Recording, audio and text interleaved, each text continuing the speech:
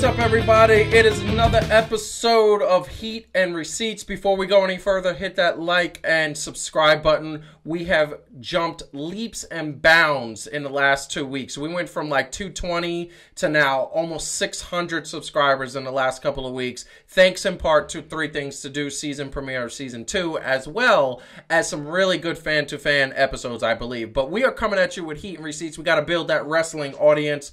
So, on the docket today, we got our Royal Rumble picks, which we're going to end the show with. We also have a discussion about Kenny Omega and how Finn Balor and AJ Styles are doing right now. But first, we are going to get into a certain top 10 list brought to us by Sports Illustrated. So before we do that, we're going to bring the hosts in, Calvin and Heidi wearing the Brody Lee shirt, the Exalted One, me wearing the Brody Lee shirt, the Exalted One, Calvin wearing the shirt of the Corporation of Wrestling over there in Washington.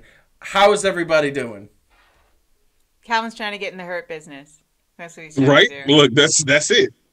That's the shirt you need. You need the Hurt business. Mm-hmm. I'm trying to get put on with Roman Reigns and eventually what's his name? Apollo Crews. Ooh-ha Nation, baby. That's what we're going back to. Ooh-ha.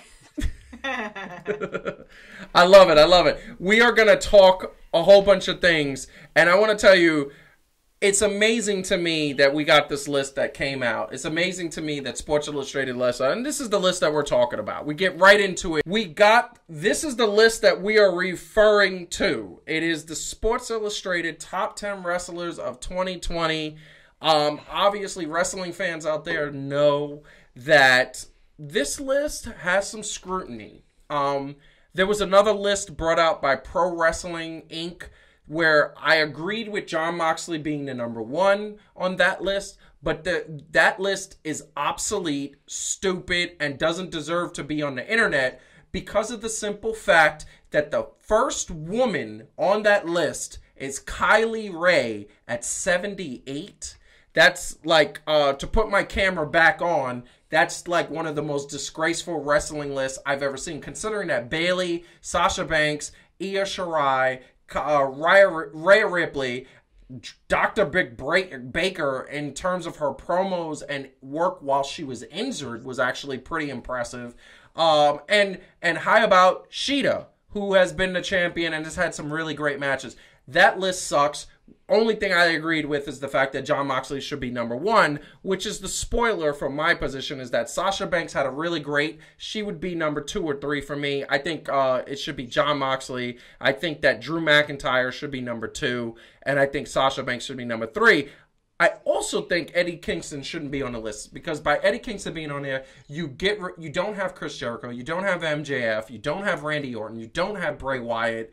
You have all of these people that should have been on the top 10 list because they had magnificent years, but they were not on. Really quick, Heidi, what was the criteria for this list? It's interesting because when you look at it, it's a combination of things. Like it is, they're always a little bit vague about this stuff. But one of the things they said the most clearly was what they weren't trying to say who is the best wrestler.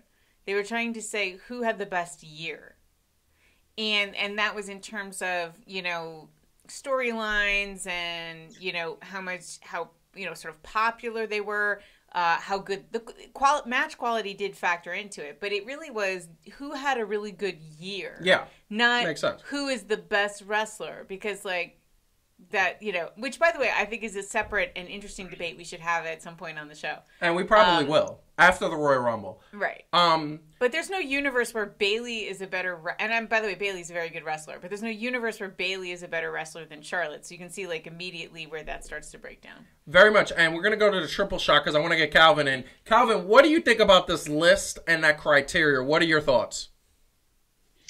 I mean, both of them are subjective, right? Because when you talk about wrestling, you got to put in, you got to find somebody who's going to be super unobjective. Objective. Yeah. Sorry.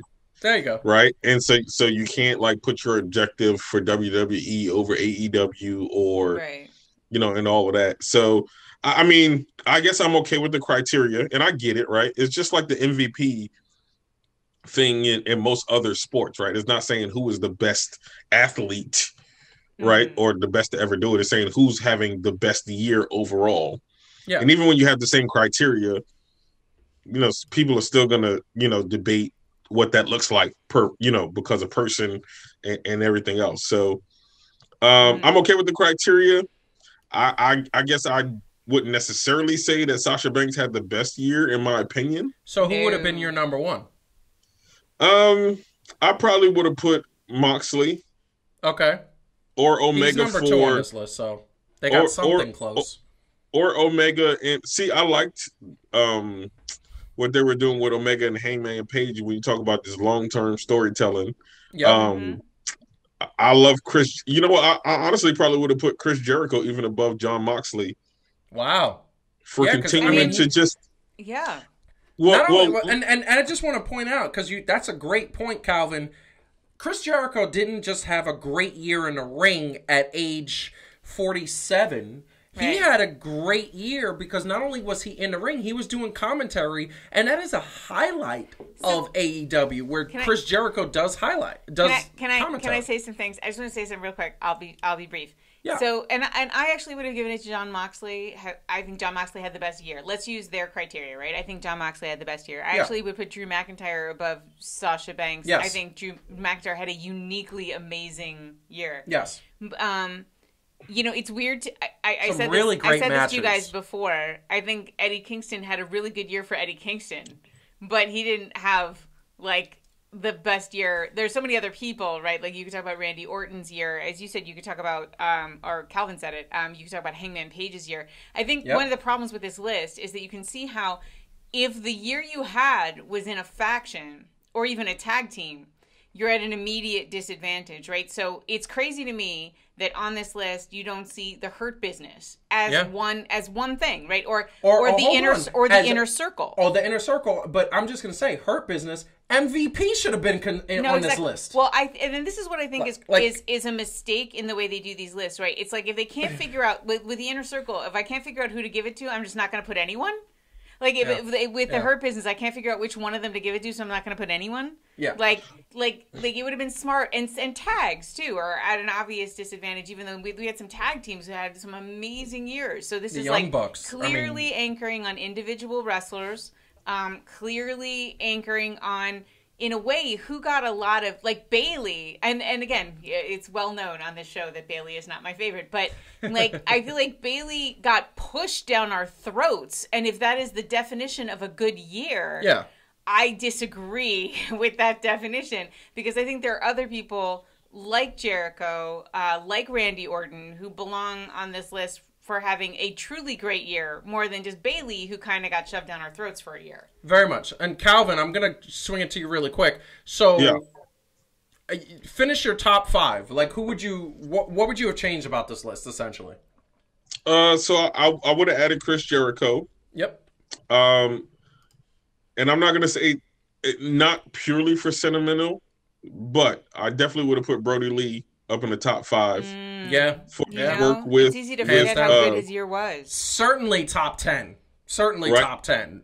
I mean, so you talk about, putting him in and what he did. Like, let's be real. I mean, before his tragic passing, what he did with the Dark Order was amazing. Even winning the belt, from Cody Rhodes and all that. He would have had the heavyweight belt next year. If he didn't pass away, he would have been the heavyweight belt holder next year. Yeah, I believe that he was actually doing some really good things. His match with Jon Moxley was arguably the best one of the year. I mean, you could reasonable people could disagree about that, but I think it's a top 3 match, probably the best match of the year. Yeah. So I mean, I would say that. Who else would I put in there? I mean, would you have put Randy Orton in there? I mean, we all know I love Randy Orton. Yes. You know what? He okay. So Edge's comeback, to answer the question, Edge's comeback in the Royal Rumble was probably the greatest comeback ever in Royal Rumble history. Yes. Right? Like nobody saw that coming, really. Nobody.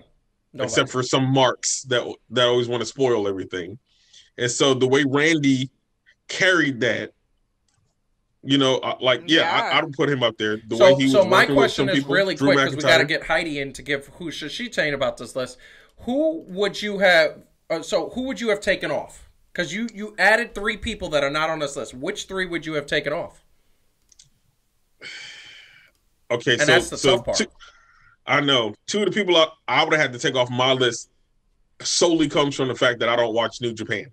Gotcha. Fair enough. Right. So I can't say about them. And The honestly, heavyweight title holder of New Japan Wrestling, that is I love Kota Ibushi. Kota I Ibushi do. should be on that list. And I've seen highlights, and the man is an amazing talent. He should be on the list because he had an amazing 2020. And Eddie Kingston. Yeah. I mean, I probably took him off because I think that some people had a better year than he did, Yes. So I agree with that. So Heidi, going to you, looking at this list. Yeah. Okay, looking at the list and showing it. Yeah. What would you have changed? Who would you have taken off? Who would you have put on? I put John Moxley number 1, Drew number 2, and Sasha number 3, just to sort of put that right out there. I don't feel like I can speak to the Japanese wrestlers that are in New Japan Wrestling because I don't watch. I also don't want to take them off the list because I feel like that's not fair either. So I would take Bailey off. Yep. I would take That's so Eddie. personal. She just throws shade at Bailey all the time. Bailey's wrestling is very good, and her persona is terrible. And again, what made that interesting, to the extent that Bailey had a good year at all, was when she was feuding with Sasha. So I give credit to Sasha. Yeah. And I feel like Bailey got rammed down our throats for a year. I'm not putting her on a list because she got rammed down our throats for a year. Yep. So Sasha would stay on at 3 for me. I would respectfully, I'll leave the Japanese wrestlers on there because I just don't know. I would take Bailey and Eddie Kingston off, even though I love my boy Eddie Kingston. I do, but I just can't leave him on there when I want and I'm cheating here, but what I want to do is I want to put the Inner Circle on, probably at 4.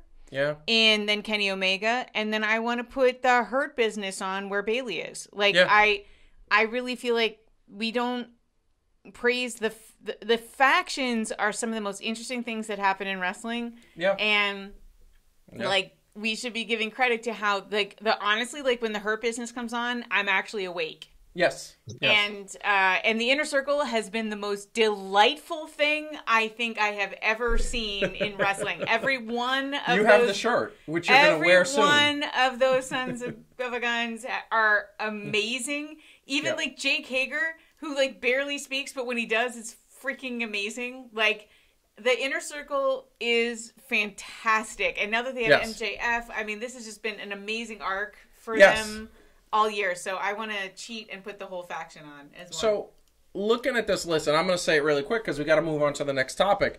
I agree with your top 3. Calvin, I agree with you with the fact that Chris Jericho should be on this list. I'm taking Eddie Kingston off. I'm taking Kenny Omega off. And the reason why I'm taking Kenny Omega interesting choice. The reason why I'm taking Kenny Omega off is that every time Kenny Omega's been on, he's been amazing. I don't think he's had the impact that a Jericho, a Randy Orton, or a Bray Wyatt has had. Oh, that's totally true. Not this year. I think that this year, he was in the tag team. Amazing matches. I don't think he started having a major impact until November. And that is 10 months into the season. Can I actually just say, I think, arguably, if you're actually going for the whole year, I would say Hangman had a better year than Kenny Omega. Exactly. And so you haven't even had the best year on your roster. I think John Moxley had a better year. Jericho had a better year. I think that Adam Hangman Page had a better year. And I think Brody Lee had a better year. Mm-hmm. I'm definitely taking off Eddie Kingston, Kenny Omega. I'm leaving on the New Japan wrestlers because I assume that those dudes are take Bailey off or are carrying the brand. I'm taking Bailey off. I'm gonna put on Jericho. I'm gonna put on Randy Orton. Yeah, I think that's fair. And I'm gonna put on Bray Wyatt. And I'm gonna leave it there. I'm taking off 3, putting on 3. Because I think Bray Wyatt, what he's done, not only what he's done for him, he created a brand new wrestler in Alexa Bliss. Was that all in 2020? How long have we had the cartooning of the Funhouse started in 2019. He didn't appear until 2020. Oh my God! If that's true, I have to redo what I just said and take. I would actually have to going to the triple shot. I think I would have to boot. Well, I literally have to boot one of the Japanese wrestlers off to acknowledge Bray Wyatt. I forgot that that's really a 2020 thing, and that character is one of the best characters ever. They started dropping the video vintages in 2019. It really didn't take off until 2020. Wow. That's the 2020 Okay, now that you said that, I agree. But I want to say the one thing that I want to do, I'm going to put on my camera. The one thing I'm going to say is that I do admire Sports Illustrated for putting out this list. Pro wrestling is it's an athletic sport. It is scripted. We know that. However, the fact that they're doing this is fun. I like that they're doing this. I want to see them get better at it. They need to hire us, Calvin, and Heidi. They need to hire us to do the list. Well, the point of a list is always to generate, some controversy. Yeah. No two wrestling fans are going to agree on probably on the same top 10 list. I agree with that. I agree with that totally. But before we go any further, hit the like button, subscribe to the channel. We are getting to the next topic of Heat and Receipts. You are watching Heat and Receipts now. So, a really interesting thing. We've talked about it in the last couple of episodes of Heat and Receipt, but an interesting thing is happening with the cross-brand, with Kenny Omega going to Impact Wrestling, going to AEW. I think that we've seen some AAA sort of Mexican, the Mexican Wrestling League, have done some cross-promotional work with Impact Wrestling and AEW. We've also seen the NWA. We've seen the NWA Women's World Champion premiered on AEW, and we're seeing those brand crossings. But the thing that had me interested is that there was a picture that was put up in social media of the it was like a click moment where, for those who know wrestling, back in the 90s, you had a moment where it wasn't filmed. It was kind of like off the air after an episode of Raw, right before Scott Hall and Kevin Nash and X-Pac X-Pac went to WCW. They had a moment where it was Triple H, Shawn Michaels, and all those dudes in the ring, and it was just for the in-person audience, the click, and it was a really awesome moment. Well, we had that moment on AEW in the form of the Good Brothers, Kenny Omega, Don Callis. I don't know what he's doing here. He looks like he's about to punch the wrestling ring. And the Young Bucks come together with the Too Sweet and the Wolfpack signature. And you gotta wonder what is happening with Finn Balor and AJ Styles, who were part of the Bullet Club in New Japan Wrestling. And you gotta wonder about AJ Styles right here. He looks like a little stressed. He hasn't had any kind of championship runs lately. Well, he commented on the reunion that happened in AEW. They were interviewing him. Styles briefly commented on the mentors. He mentioned above about being back together. He said, quote, "We were actually hanging out." And the thing that I think worked so well for us at the time is that we all loved hanging out with each other. Seeing those guys, I was happy for them. It was cool they were able to continue what we started, whatever it was. Now, that's the super politically correct comment to say. AJ Styles is getting paid very well. WWE thinks very highly of him. Vince McMahon thinks very highly of him. And even though he doesn't have a championship match, a championship right now, the fact that he's been featured on so many main events and he pretty much gets to do whatever he wants in terms of WWE is really awesome. And he loves WWE. He has said multiple times that he wants to finish his career in WWE. He doesn't think he's going to sign another contract. However, you look at that picture and you see, obviously, it was social media, two different moments that had nothing to do with what's happening. It's social media having fun. But you got to wonder, and I'm asking this to the panel as we throw up the triple threat. Here's the bottom line. Do you think that Finn Balor and AJ Styles are regretting signing a contract? And by the way, Finn Balor's contract is up, I believe, in 2022. I'm wondering, do you think these guys are going to go to AEW before their career's over so they can have a Bullet Club moment? Calvin, I'm gonna throw that to you. I'm not sure, honestly. Obviously things can change because WWE will tell you 1 minute that you're safe and you're secure. The next thing you know, you're looking like Deshaun Watson out in his mug. But anyway, Yeah. So there's that. So, but I'm saying, barring that, I don't know because like Finn Balor's been used pretty well in NXT. Yeah, he's featured. So for that, he's got a pretty good run going on. I don't foresee him leaving. No, I wouldn't want him to leave, but you never know with those ties, and maybe AJ. Maybe AJ might, depending on how they do it. But Finn Balor is the Bullet Club. So this is what I'm going to tell you. I'm going to tell you right now. Tony Khan has deep pockets, and I've said this is what we call the special wrestler. There are a handful of wrestlers that if they went to AEW, they would destroy WWE. That includes CM Punk. That includes Randy Orton. That includes Seth Rollins. I think Finn Balor is one of those guys. I don't know if AJ is one of those guys, but I think definitely Finn Balor going to AEW is one of those guys. I think that when he's a free agent, Tony Khan's going to open up that pocketbook. I think he's going to do it. I think he's going to say, come over here. Let's reunite you with Kenny Omega, Young Bucks, and Cody, and all those dudes. And I think he's going to try to do the same thing with AJ Styles, although I think AJ Styles is 10 years older than Finn Balor. Yeah, so I think that's a lot of... So I want to say just a quick programming note, that if in my lifetime I can see Finn Balor have a match with Rey Fenix, I will die happy. Yeah, I think that would be an amazing match.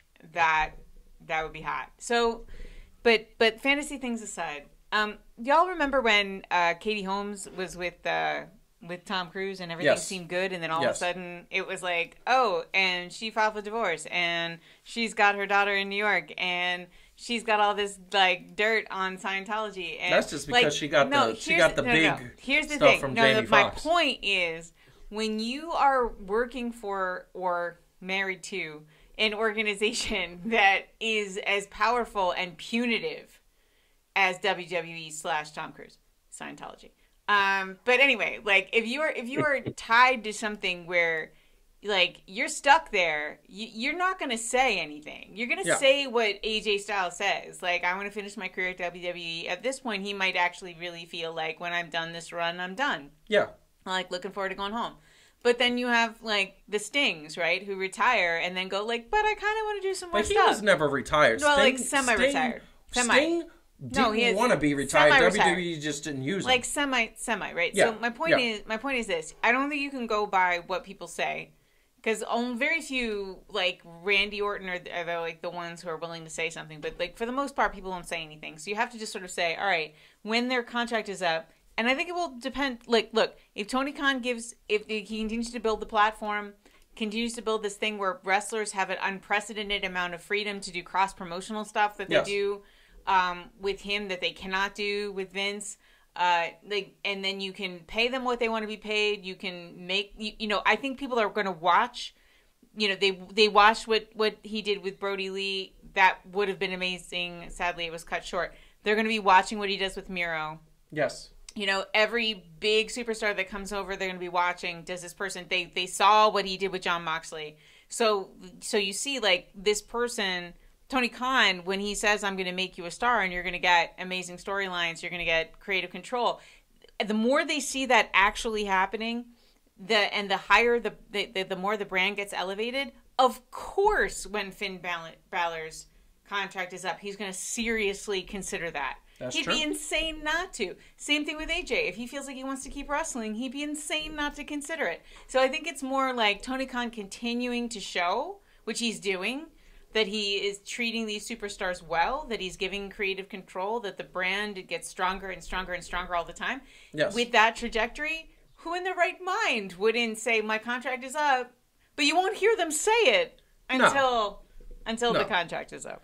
And that's true. And that's part of the thing. And I think that's part of the thing. One of the things that I think is that this is an amazing storyline to have the Bullet Club resurrected in America. A lot of Americans did not get to see the Bullet Club because New Japan Wrestling was showing at like 3, 4 in the morning.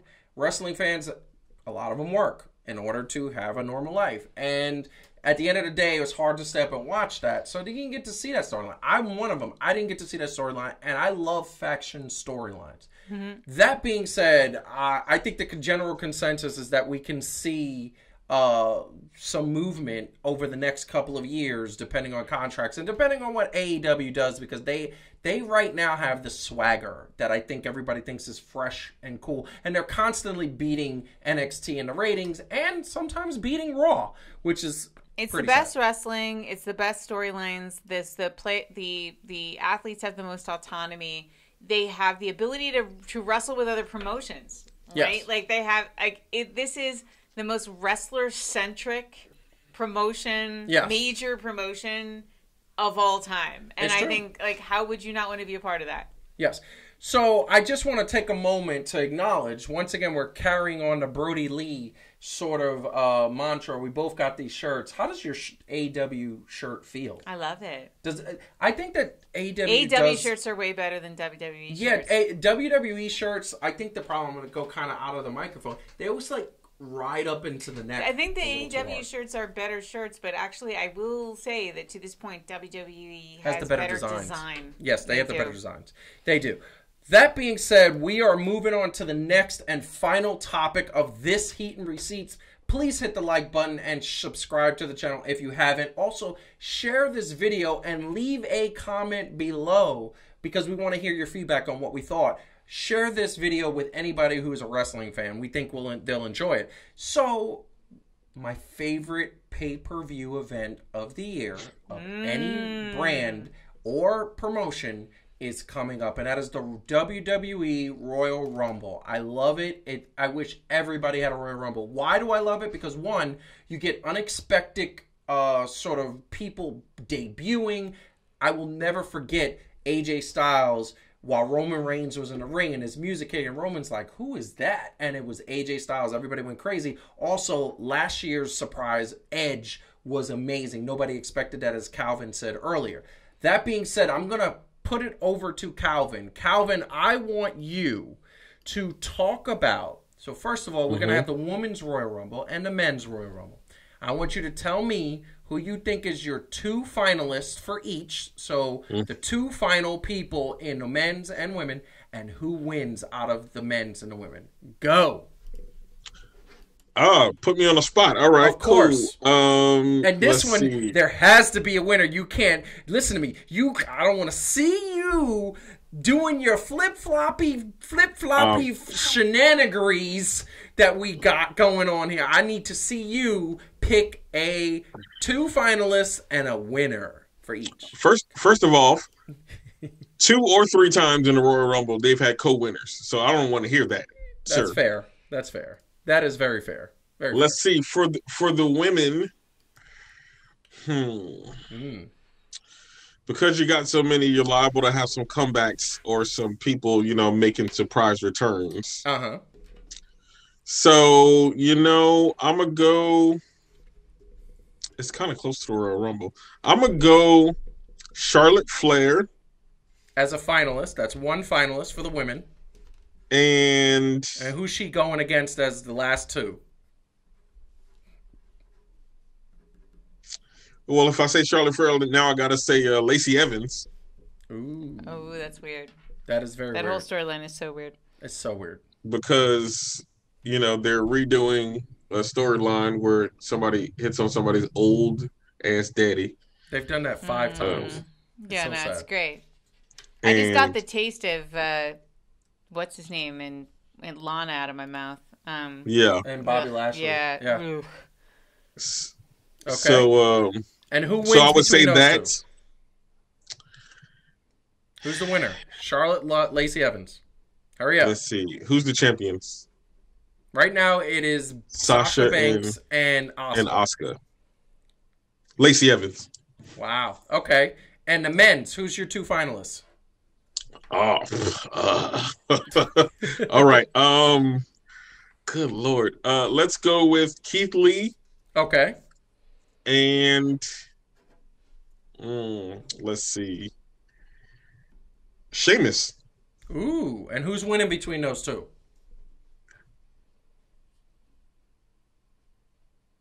Sheamus.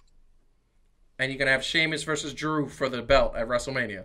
Mm-hmm. Bet. I love it. Bet. I love it. I love it. I love it. So Heidi, you get to go next. What's up? I think for the women, I'm Yes. just going to say that the finalists are going to be Charlotte, Bayley, and Io Shirai. And I think that I'm going to pick Io Shirai. I think she's going to enter and challenge Asuka.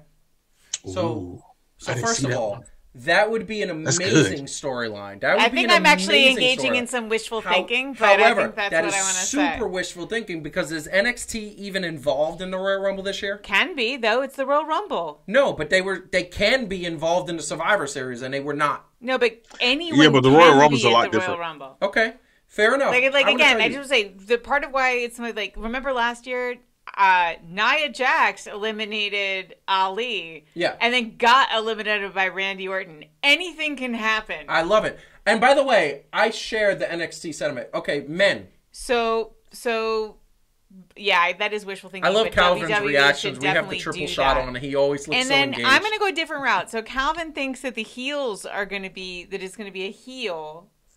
I actually think it's going to be a face. So I'm going to say Keith Lee, Daniel Bryan, and Big E. Uh-huh. And I think it's going to be Big E, and he's going to challenge Roman. Interesting. That's what I think. Okay, that's very interesting. So I'm going to leave the triple shot up here because I want to see your reactions. I want the audience to see your reactions. So first and foremost, the Royal Rumble is amazing. And first and foremost, I would love to see, and I want to put this out there, I'm begging WWE to get Samoa Joe back in the Royal Rumble. Can we please get that man back in the wrestling ring? I miss his music. I miss his domination. I just think that. But that being said, I think that talking about the women, one big surprise that I think is going to happen is two surprises. We're going to see Eva Marie, okay? And we're going to see Melina because we saw her at Legends Night. So, that being said, neither one of them is winning that. I think the final two is going to be Charlotte and Rhea Ripley. Oh, yeah, that's plausible. And Rhea Ripley is going to get her revenge, and she's going to win the 2021 Royal Rumble. And who does she challenge? And she's going to challenge Asuka at WrestleMania. Right. And we're going to see that rivalry develop. It's an plausible situation. I just feel like Yes. it's a great moment. They have like two amazing stars in NXT, and I think it's like a great moment to elevate one of them to the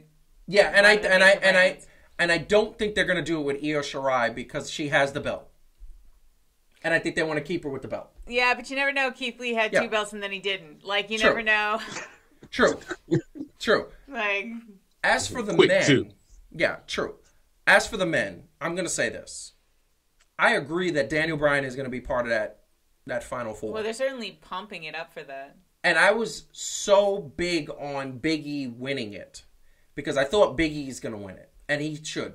But the fact that unless he drops that Intercontinental Championship in the next 2 weeks, I don't see him winning it. He'll appear, he'll have a strong showing, and then he'll get eliminated. Why can't he be Big E 2 belts? Listen, why can't he be Big E 2 belts? He's big I don't enough know. for 2 belts. It would be amazing. They should do that because they haven't done that in a long time. That being said, I think it's going to be Daniel Bryan. I agree with that. I think it's going to be Sheamus. I thought about it. Yeah, I agree because with Calvin. there's That's history a good there. contender. And I think it's going to be the person who I'm about to pick who's going to be the winner. Don't say Goldberg. No. Okay. Goldberg's fighting Drew McIntyre for the belt. Yeah. Okay? I think it's going to be Brock Lesnar. Ah! And I think Brock Lesnar is going to win the 2021 Royal Rumble. Oh. And let me tell you something. Calvin looks so he looks like he's done. And I'm going to tell you right now. That gives me no joy to say that because I really don't want that. I don't want it. But I'm going to tell you right now, videos have surfaced of him working out, pictures of him working out, on. social media saying, "Oh, he's going somewhere, he has to sign somewhere." Vince McMahon is not going to let him sign anywhere else but WWE. And here's the thing. We haven't seen Brock Lesnar since he got beat by Drew McIntyre.